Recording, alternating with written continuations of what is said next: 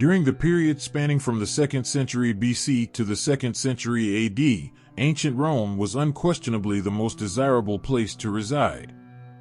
However, similar to any bustling metropolis, it was not always a utopia. At times, the city was characterized by deafening streets and the peculiar practice of utilizing a communal sponge for hygiene purposes. Presently, we will explore what life was like in ancient Rome during its golden age. But before we dive into the glamorous life of the Romans, ladies and gentlemen, welcome back to Interesting Day. Since the 6th century BC, Rome has been collecting census data to cater to the needs of its growing population.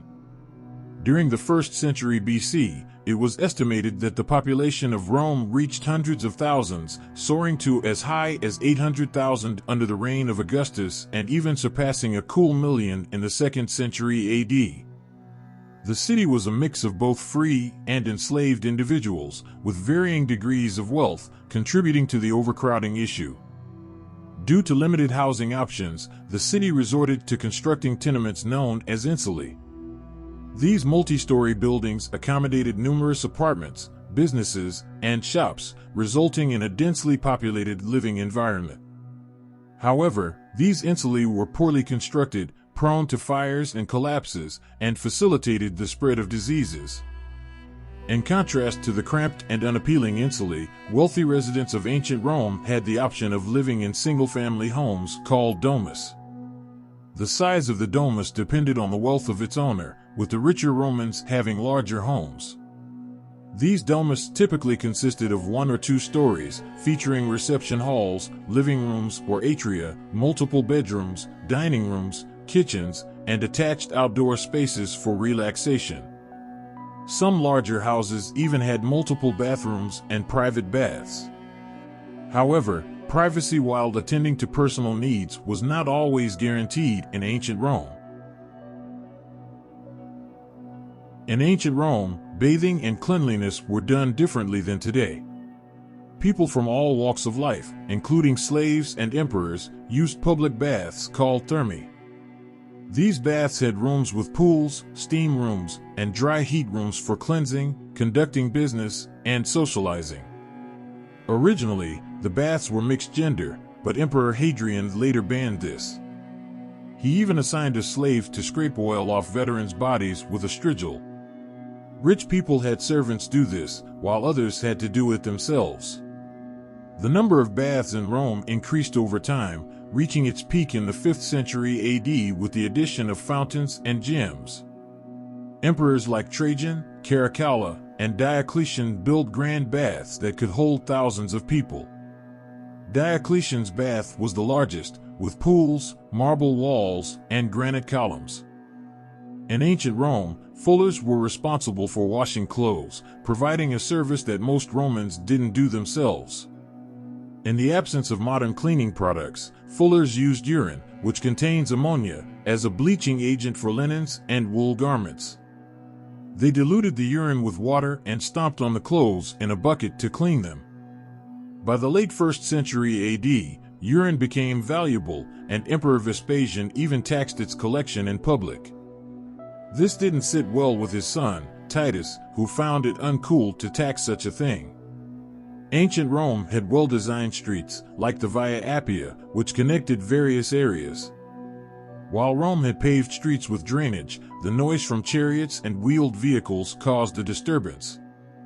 Julius Caesar even made it illegal for wheeled traffic to enter downtown Rome during the day, but this only shifted the noise to nighttime. The overcrowding and traffic created constant noise in the streets, making peaceful sleep nearly impossible. Ancient Rome had a sophisticated water system with aqueducts and sewers that provided running water to homes and public places. The main sewer, known as the Cloaca Maxima, collected water from all over the city and directed it back into the Tiber River.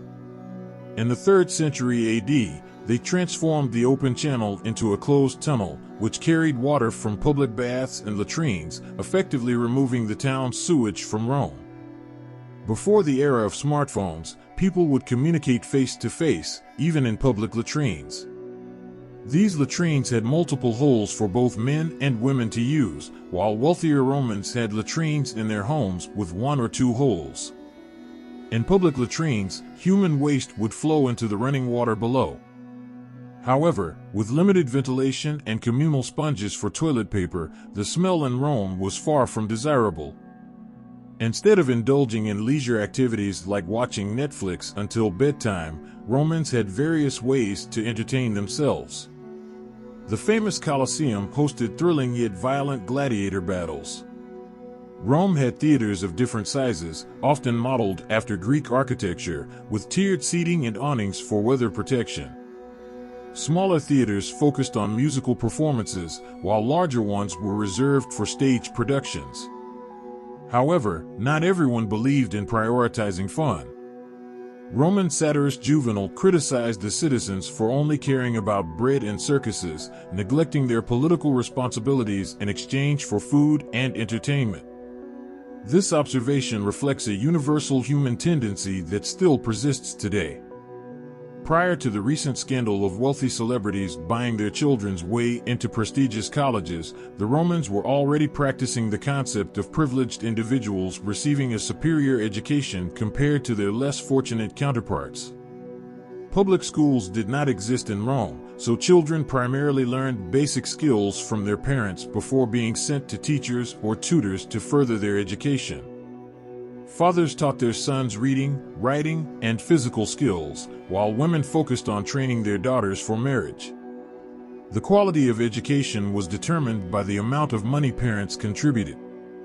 Wealthy Romans hired the best tutors or educated their children with literate slaves. Women in ancient Rome did not require extensive formal education as their societal role was limited. Their status, wealth, location, and male guardian dictated their responsibilities. They had few legal rights, were unable to vote or hold public office. However, they could own property and work outside the home in various occupations. Women of lower social standing were primarily mothers and providers. Wealthy women had fewer domestic chores and more leisure time. Some women became artisans, while others assisted in family businesses or resorted to prostitution. Additionally, a select few women pursued a life of devotion as priestesses, such as the Vestal Virgins who dedicated themselves to the goddess Vesta for 3 decades. Religion held great significance in ancient Rome. Temples dedicated to various gods served as connections between humans and the divine. The Temple of Mars Ultor honored Augustus and his military achievements, with Mars's assistance. Temples for Venus and Jupiter were both political and religious centers, with Jupiter being restored multiple times due to its importance in the Roman state religion. Household gods, known as Pain, ensured safety and abundance in the kitchen and home. Ancestral spirits, called Lares, were worshipped daily with additional offerings throughout the year. Tribunals in the 5th century BC gave plebeians a voice, but the wealthy still controlled the Senate. Pressure from farmers, servicemen, and immigrants led to citizenship expansion in the 2nd century BC. Tribunes like Tiberius and Gaius Gracchus showcased citizen involvement in governance and advocated for Italian ally citizenship. Gaining Roman citizenship meant voting rights and participating in the census. Would you like to spend some time living in the Roman Empire? Share your thoughts in the comments. Thank you for joining us on Interesting Day. See you next time.